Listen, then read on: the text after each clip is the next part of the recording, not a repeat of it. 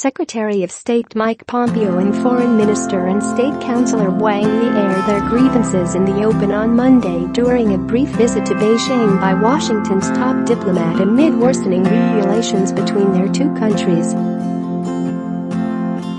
While the exchange included typical diplomatic pleasantries, and the two officials emphasized the need for cooperation, their remarks before journalists at the start of their meeting at Beijing's Diaoyutai State Guest House were unusually pointed. Wang made no secret of Beijing's frustration with Donald Trump's wide-reaching tariffs on Chinese goods, and he hinted at the communist country's irritation at Trump's election interference charges and long-running disputes over the South China Sea. Recently, as the U.S. side has been constantly escalating trade friction toward China, it has also adopted a series of actions on the Taiwan issue that harm China's rights and interests and has made groundless criticism of China's domestic and foreign policies, Wang said at a joint appearance with Pompeo.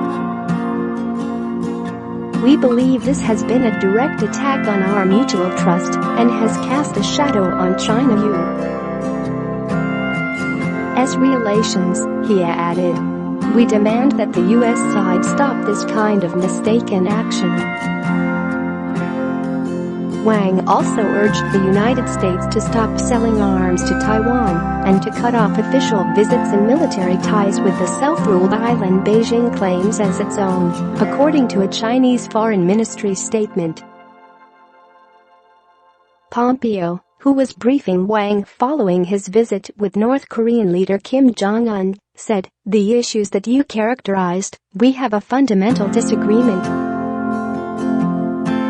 We have grave concerns about the actions that China has taken, and I look forward to having the opportunity to discuss each of those today because this is an incredibly important relationship."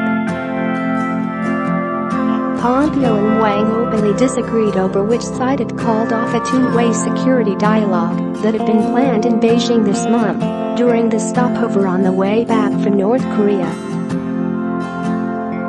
The U.S. Secretary of State later downplayed the friction in a tweet that cast them as productive meetings in Beijing today that furthered the United States' goal of constructive, results-oriented relationship with China.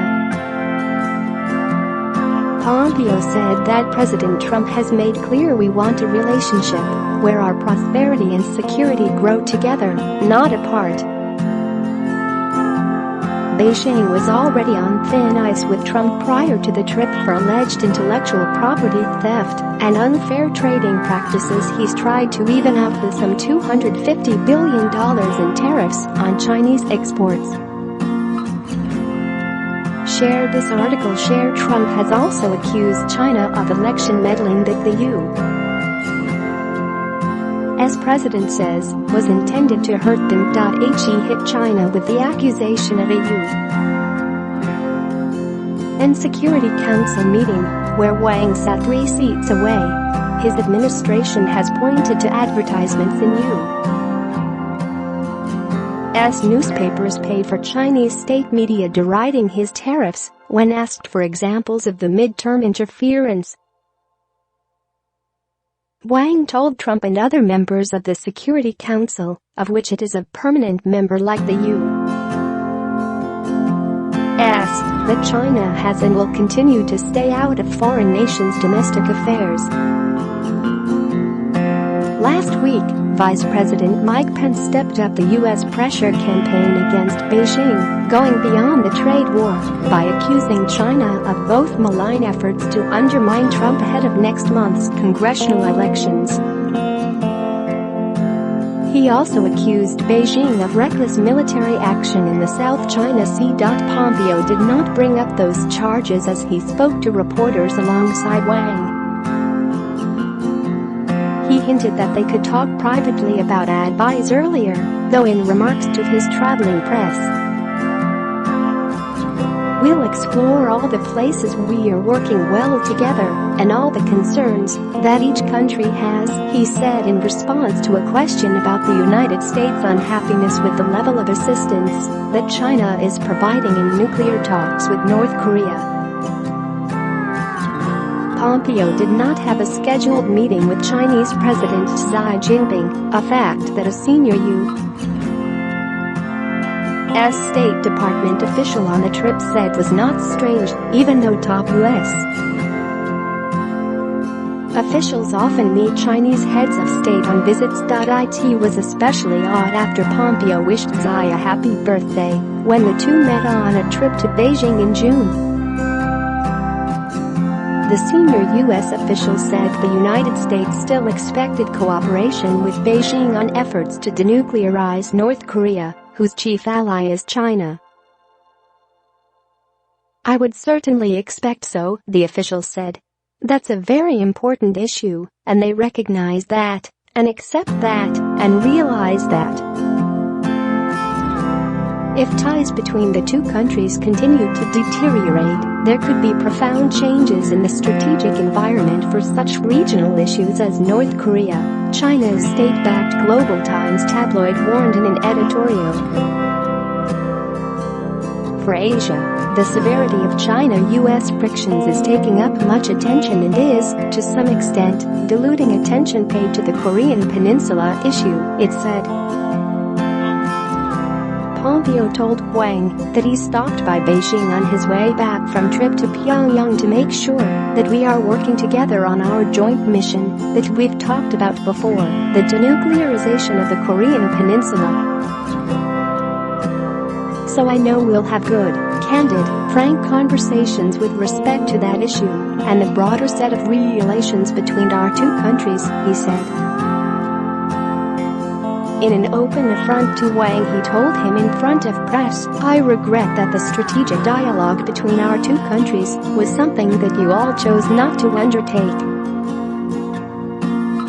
It would have been an important opportunity for us to have a discussion about these longer-term, important issues, the present opportunities for the people of our two countries." A readout of the meeting provided by State Department Press Secretary Heather Nauert said that human rights and the South China Sea were specific topics of discussion. They also reaffirmed their shared resolve to Korean Peninsula's denuclearization. "The United States and China remain unified on our pressure campaign," Nauert said, "and are committed to a bright future for the DPRK if Pyongyang denuclearizes quickly." Kim Jong-un agreed to allow international inspectors to examine the country's nuclear testing site after meeting Pompeo, the U.S. said on Sunday. Officials will be taken to the Punggye-ri testing site, buried inside a mountain near North Korea's border with China, once the two sides have agreed on logistics, the U.S. Secretary of State announced. Kim claimed to have destroyed the site with a series of explosions last year, though there have been doubts cast over how badly damaged it is and whether it could be easily restarted. Disarmament experts have also expressed concerns that North Korea dismantled the site away from prying eyes in order to hide traces of its activity. Pompeo also said he is close to setting the date for a second meeting between Trump and Kim after their historic first meeting in Singapore earlier this year. President Moon Jae-in of South Korea, who is helping with negotiations and met with Pompeo after his summit with Kim on Sunday, said there will be another meeting between the two leaders as soon as possible. The diplomat announced the news as he left Pyongyang for Beijing on a whirlwind diplomatic tour, saying the two sides had made significant progress. He again refused to comment on what steps the U.S. might take in return. "We had a good, productive conversation," Pompeo said of his time in Pyongyang. "It was another step forward. So this is, I think, a good outcome for all."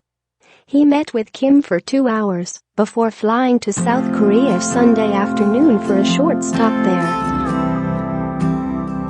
An American official who accompanied Pompeo said the North Korea trip was better than the last time, referring to the secretary's trip there in July, according to a State Department pool report. but the official added, "It's going to a long haul," according to the New York Times. When Pompeo was in North Korea in July, his last visit there, Kim would not even meet with him. Trump canceled a follow-up conversation this summer after North Korea accused the U.S. of gang